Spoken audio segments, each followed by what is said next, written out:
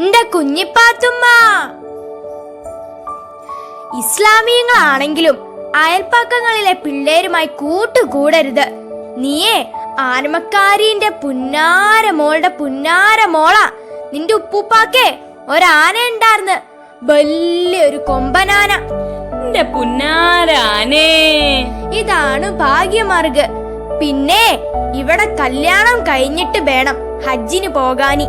കല്യാണത്തിന് ഇവിടെ ബാപ്പാടെ പട്ട അയിമക്കാക്കാടെ കൂട്ടക്കാര് കൂടിയില്ലെങ്കിലും കുഞ്ഞിപ്പാത്തൂടെ കല്യാണം നടക്കും. ഓള് ആനമക്കാരിന്റെ പുന്നാര മോളുടെ പുന്നാര മോളാ. പിന്നെ അന്റെ ബാപ്പ എന്നെ കെട്ടാൻ വന്നത് അയിന്റെ പുറത്ത് കേറിയിട്ടാ. ദാ ബാപ്പ വരുന്നുണ്ട്, പത്തിരി ഒന്ന് ചുട്ടൂടെ? പെണ്ണായി പിറന്ന തീ പിടിപ്പിക്കാനെങ്കിലും അറിയണം. ഞാനേ ആനമക്കാരിന്റെ പുന്നാര മോളാ. നിന്റെ ഉപ്പൂപ്പാക്കേ ഒരാന ഉണ്ടാർന്ന്, വലിയൊരു കൊമ്പനാന. എടി ആ നാവൊന്ന് അടക്ക. ഇല്ലീല് മൂക്കില് വലിച്ചു കയറ്റുവോ? ഞാനേ ആനമക്കാരിന്റെ പുന്നാര മോളാ.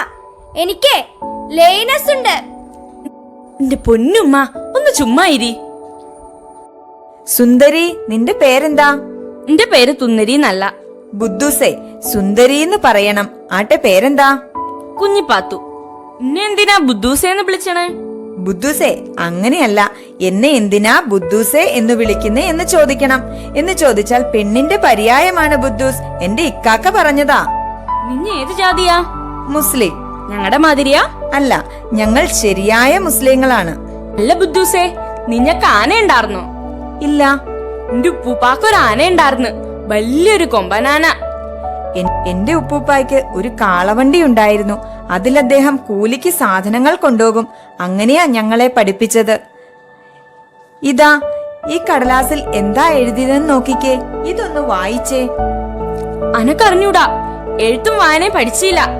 ഞാൻ പോണു, പിന്നെ വരാം. ബാപ്പാ ബാപ്പാ, എന്നെ അന്നെ എഴുത്ത് പഠിപ്പിക്കാഞ്ഞ്? ഓ, എയ്ത്ത് പഠിപ്പിച്ചിട്ട് അന്നെ കാഫിറാക്കാത്ത എന്താ നീ ചോദിക്കണത്? ഒരു മുസ്ലിം പെണ്ണ് അങ്ങോട്ടൊന്നും ചോദിക്കരുത്, പറയുന്നത് അനുസരിക്കുക മാത്രം. ഇന്നു മുതൽ ഞാൻ നിന്റെ ഗുരുനാഥയാണ്. ഞാൻ നിന്നെ പഠിപ്പിക്കാൻ പോകുന്നു. ശ്രദ്ധിക്കുക. വാ കൊണ്ട് തുടങ്ങുന്ന വാക്കു പറയൂ. ബൈ. ബുദ്ധൂസേ, വഴി എന്ന് പറയണം. മറ്റൊന്ന് പറയൂ.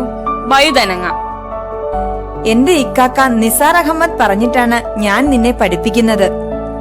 ആണോ?